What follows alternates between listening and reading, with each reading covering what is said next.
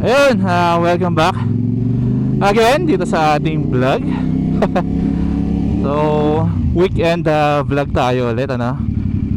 So, for today's vlog, let's talk about 5 things na nagustuhan ko dito kay 450 SRS. Ayan yung topic natin for today.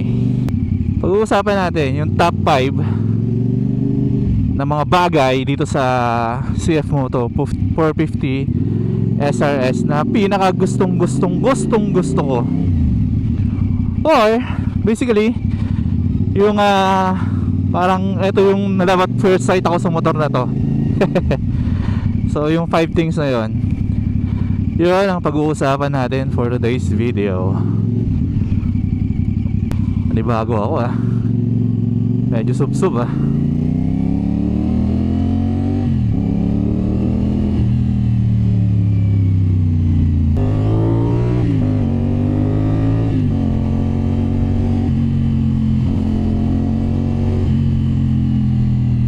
First thing first na nagustuhan natin dito kay CF Moto 450 SRS is yung kanyang Brembo na front brake. Parang unusual para sa gantong motor, no? Or gantong brand. Ayan, naka Brembo na M40. Ayan, 4-pot caliper na merong 340 or 320 mm na disc. So yan yung kagandahan sa kanya.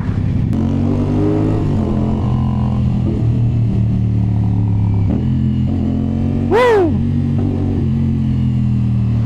Okay, dito tayo sa number 2 na nagustuhan natin dito kay CF Moto 450 SRS. You know, yung kanyang makina, which is 270 crank. Ayan yung maganda sa kanya. 270 crank meaning hindi siya yung typical na 2-cylinder na nakikita natin, ano, like doon sa Ninja 400. Ayan, sa Ninja 400 180 degree lang yun So eto 270 degree. So tunog ano siya, parang cross plane, baby cross plane kung tawagin. Tan talaga yung binibigay na tunog nito. Lalo na nilagyan mo ng slip on or pull system. Napakaganda ng tunog nito. Iba, kakaiba yung tunog niya. Ito yung talagang nagustuhan ko sa kanya You know, so nagpalagay tayo ng SC Project. Kita nyo, ayan siya.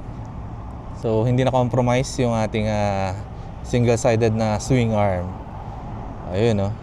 Sa iba, pangit yung underbelly, yung ganyang style. Pero sa atin maganda yun Bibigyan ko kayo ng sound check dito sa ating motor.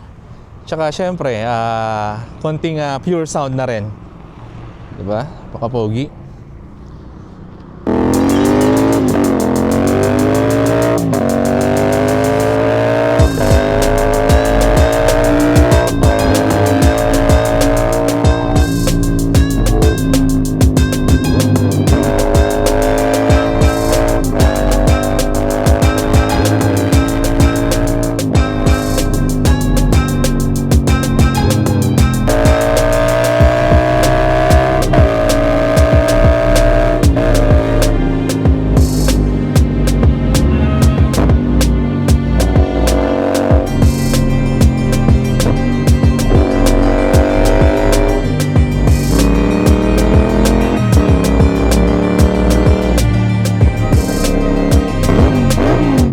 Siyempre yung next na nagustuhan natin dito sa ating 450 SRS is walang iba kundi kumbaga yung looks niya sa harapan.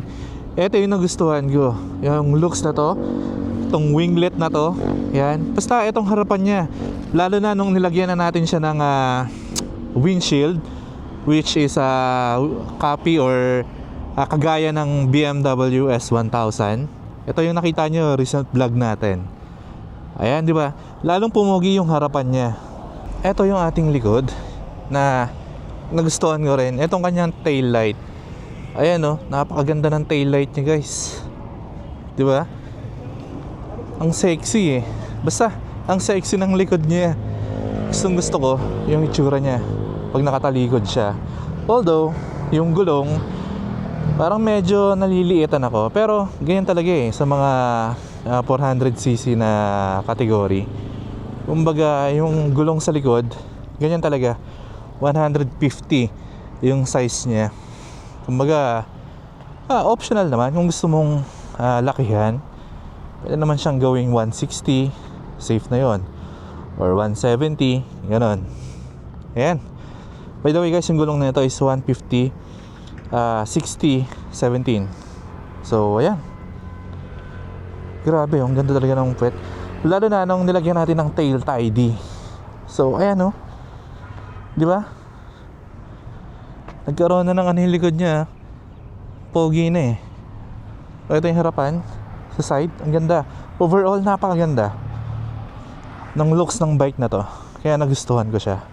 Number 4 sa list ko, kung bakit nagustuhan ko itong CF Moto 450 SRS. Wala nang iba kundi eto. Yan. Yung kanyang single-sided swing arm or yung tinatawag nilang Pro Arm. Ito yung nabago sa kanya guys, from late model na 450 SR. So naging SRS na nga. Ito na yung binago sa kanya. Naka single-sided swing arm na siya guys. Unang kita ko pa lang dito guys, ang gandang-ganda na ako eh. Kumbaga, damn, di ba? Ang sexy. So makakita ng motor na naka single-sided swing arm, di ba?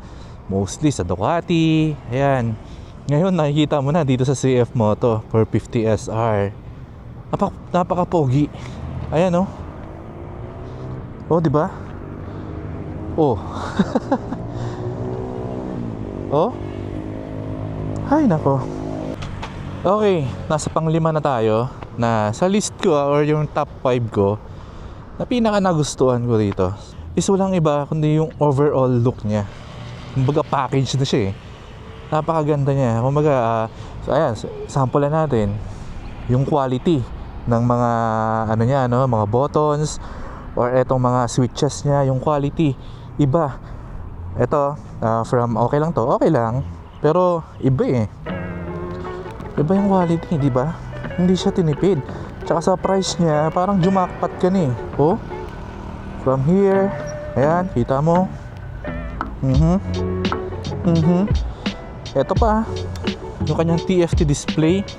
Nag-Diyos ko po naman, napakaliwanag kahit tirik ang araw. Ayan, no? Pakaliwanag niyan kahit na tirik ang araw. Di ba? Then, ito, paint job. Yung kanyang paint job is good. Maganda pagkaka-paint job sa kanya. Di ba? Makintab. Oh. By the way, naka-ceramic na yan guys, kaya makintab talaga yan. So, ayan yung quality.